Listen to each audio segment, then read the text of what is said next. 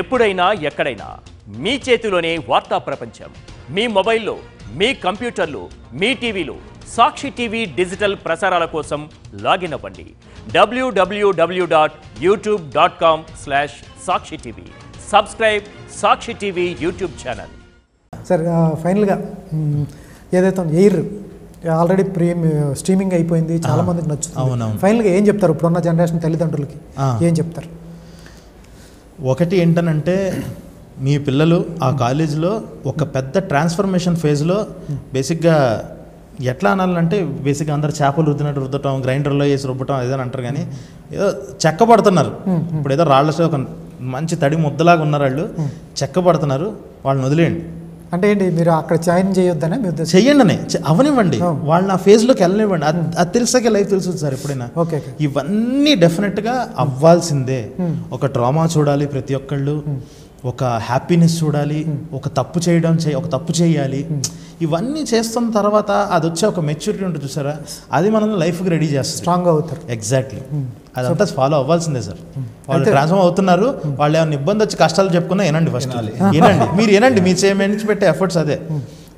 1,50,000 కడుతున్నారా ఐఐటి దానికి, done, super. 1,00,000 పెట్టి మీ కొడుకుని రెడీ చేస్తున్నారు, నెక్స్ట్ లైఫ్కి రెడీ చేస్తున్నారు, done. Let them do their journey అని. మీరేం చెప్తారు ఇప్పుడు? ఎందుకంటే ఇప్పుడు మా పాప లేకపోతే 10th చదువుతుంది, తను ఇంటర్మీడియట్ జాయిన్ చేయాలి. ఏదో సోకాళ్ళు ఎవరైతే ఉన్నారో 2 ఉన్నాయి, వాళ్ళ పేర్లు ఎందుకు చెప్పడం, వాళ్ళు జాయిన్ చేయాలి. చాలామంది ఎందుకు పిల్లల మీద ఒత్తిడి తేవటం, ఎందుకు ఫ్రీగా వదిలేస్తే వాళ్ళ ఐడియాస్ వాళ్ళకు ఉంటాయి అని వాళ్ళు చెప్తుంటారు. కొంతమంది ఏంటో బాగా ఒత్తిడి, అక్కడికి వెళ్తే స్ట్రెస్ ఎక్కువైపోద్ది, రేపొద్దున ఏదైనా చేసుకుంటారు, సూసైడ్ చేసుకునే అవకాశాలు 1-2 కేసెస్ ఉంటాయి. అవి మన మీద 2 వెర్షన్స్ మనం వింటూ ఉంటాం. మీరు ఏ వెర్షన్ చెప్తారు? అదే సార్, ఇప్పుడు సూసైడ్ చేసుకునే కేసెస్ మనం చాలా తక్కువలోనే చూస్తాం. మనం ఇప్పుడు మన సిరీస్లో కూడా లాస్ట్లో మాత్రమే మనం చెప్పాం, కానీ అది మళ్ళీ ఇంటర్మీడియట్ ఫేజ్లోనే చూస్తాం. అవును. సో అన్నీ అలా జరగవు, కానీ పేరెంట్స్ అయినా స్టూడెంట్స్ అయినా ఈ ఫేజ్ నుంచి వెళ్ళాలి, కానీ దీన్ని అంత సీరియస్గా తీసుకోకూడదు అనేది మాత్రం. లైక్ అన్నీ జీవితంలో అన్నీ జరుగుతాయి. సో అప్పటికప్పుడే చాలా ఇదిగా అనిపిస్తుంది ఏమో, కానీ ఇప్పుడు చూసుకుంటే చాలా సరదాగా అనిపించే ఫేస్ అది. సో తప్పులు చేసే ఫేస్ అది, తప్పుల నుంచి నేర్చుకునే ఫేస్ అది.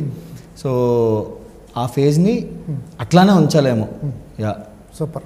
Sir Sandeep garu, last question. Chiranjeevi గారితో షేర్ చేసుకున్నారు స్టేజ్ మీద ఒకసారి ఫంక్షన్లో. ఎట్లా, ఏ మూమెంట్ ఆయనకి కథ చెప్పాలనుకుంటే? వీళ్ళ పుణ్యమానే అండి. మిషన్ ఇంపాసిబుల్ ఈవెంట్కి వెళ్తేనే మేమేదో వెనకాల కూర్చుందాము అని చెప్పేసి ఏదో చిన్న క్యారెక్టర్ చేసాం కదా, స్వరూప్ బెస్ట్ ఫ్రెండ్ కదా అన్న ఫీలింగ్తో వెళ్ళాం. ఇంక స్టేజ్ మీదకి కూడా పిలిచారు. స్టేజ్ మీదకి పిలవడమే పెద్ద షాకు.